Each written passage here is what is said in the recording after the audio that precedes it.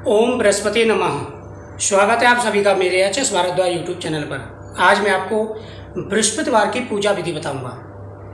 बृहस्पतिवार की पूजा कैसे करनी है, क्या नियम होते हैं और पुत्र प्राप्ति के लिए, धन प्राप्ति के लिए, सरकारी नौकरी के लिए, प्रत्येक इच्छा को पूर्ण करने के लिए किस प्रकार से हमें बृहस्पतिदेव की पूजा करनी है, ये संपूर्ण जानकारी आपको इस वीडियो के माध्यम से प्राप्त होगी। काफ़ी कमेंट आ रहे थे कि आप बृहस्पतिदेव की पूजा विधि बताइए, गुरुवार की पूजा कैसे करनी है। देखो, सबसे पहले आपको ध्यान रखना है कि ये केले का पेड़ है, केले का पेड़ आपको लगाना है। ये सफ़ेद आग का पौधा है। घर में सफ़ेद आग का पौधा अगर केले के पौधे के साथ लगाया जाए तो घर में कभी भी किसी भी प्रकार की कोई परेशानी नहीं आती, किसी भी प्रकार की परेशानी नहीं आने वाली है। साथ ही एक पौधा और मैंने रखा हुआ है यहाँ पर। इस प्रकार से एक आपको डिब्बी बना लेनी है सामान, जिसमें चने की दाल है, हल्दी है, गुड़ है, चावल हैं और बाकी मुनक्के हैं। सारा सामान मैंने रख लिया है। पीला चंदन आपको लेना है। भगवान विष्णुदेव को पीला चंदन अर्पण किया जाता है। उसके बाद में आपको मोली का धागा ले लेना है। ये मोली होती है, ये आपको रख लेनी है। और उसके बाद में आपको धूप दीप यानी प्लेट में धूप दीप तैयार कर लेना है। अब आपको क्या करना है कि जब आप कथा सुने, इसमें कथा नहीं सुना रहा, सिर्फ विधि बता रहा हूँ, तो आपको इस प्रकार से चने की दाल हाथ में लेनी है और बृहस्पतिदेव की कथा का श्रवण करना है। कथा सुनने से पहले आपको संकल्प करना है। किस प्रकार से?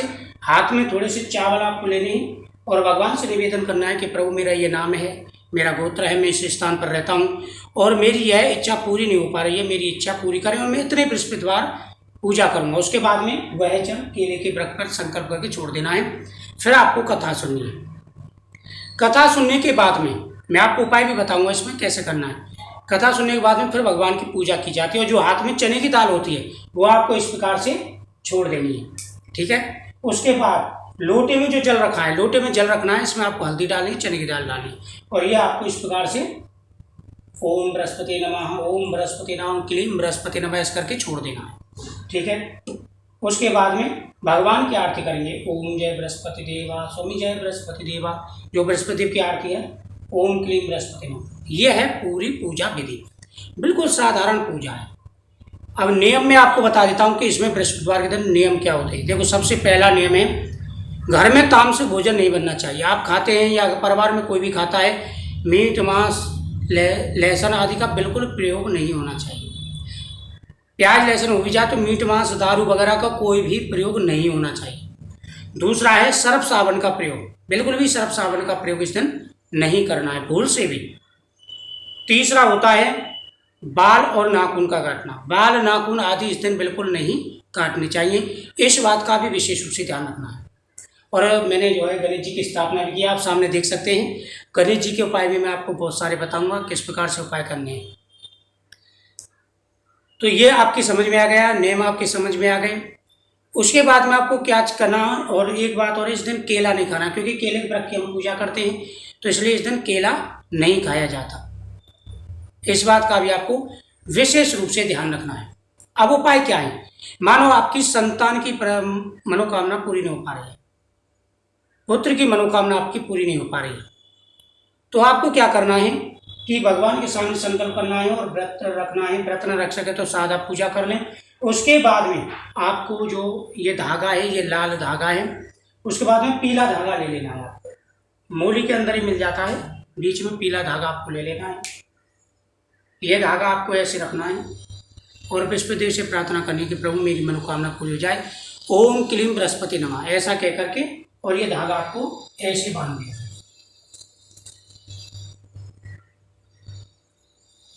ऐसे करके बांध देना है, क्लीम बृहस्पति नमः बोलकर।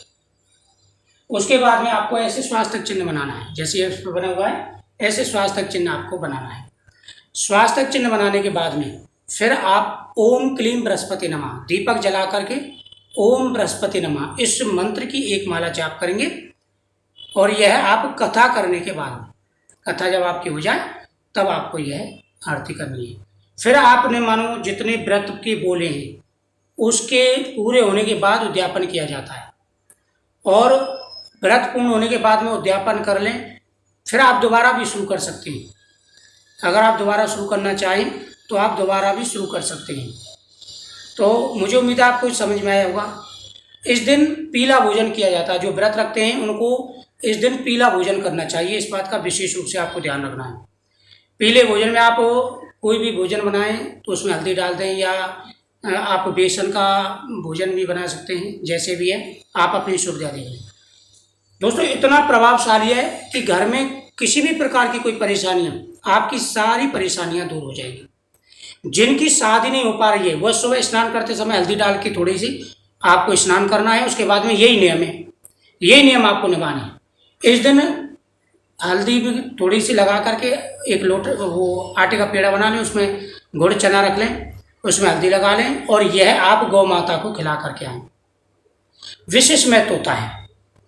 तो इन उपायों को अगर आप करेंगे तो आपको लाभ मिलेगा और आपकी प्रत्येक मनोकामना पूरी होगी। जल्दी से जल्दी आपको प्रभाव दिखेगा। लेकिन एक चीज़ का ध्यान रखना है आपको कि ये नियम तोड़ना नहीं, जब तक आपकी मनोकामना पूरी ना हो जाए। बहुत से ऐसे होते हैं कि मनोकामना जल्दी पूरी नहीं हो पाती, वो निराश हो जाते हैं। ऐसा आपको नहीं करना है। दोस्तों गृहस्थ जीवन ऐसा ही है, इसमें कुछ ना कुछ नियमों का पालन जरूर करना चाहिए। अगर आप नियमों का पालन करते हैं तो आपको तो लाभ मिलता ही है, साथ ही बच्चों के लिए भी अच्छा रहता है। बच्चे पढ़ाई में अच्छे नहीं है तो जो चंदन है पीला वाला, ये भगवान को आपको लगाना है और इसको फिर उगाड़ा करके ऐसे ढक्कन खोल करके आपको रख देना है, ढक्कन खोल करके। और इसके सामने आपको भगवान से प्रार्थना करनी है कि प्रभु मेरे बच्चों की बुद्धि ठीक करना। ऐसा कह करके ओम क्लीम बृहस्पति नमः, ओम गुरुवे नमः 108 बार इसके सामने जपना है। और इस टीके को प्रतिदिन बच्चे के लगाएं आप, बच्चा पढ़ाई में अच्छा हो जाता है। तो ये आपको नियमों का पालन करना है, आपकी मनोकामना अवश्य पूरी होगी। बृहस्पतिवार के व्रत की ये विधि मैंने आपको बता दिया है, किस प्रकार से व्रत रखना है, क्या नियम होते हैं, संपूर्ण विधि आपको समझ में आ गया होगा। तो मुझे उम्मीद है आप ये उपाय जरूर करेंगे और पूजा शुरू करेंगे, आपको विशेष लाभ मिलेगा।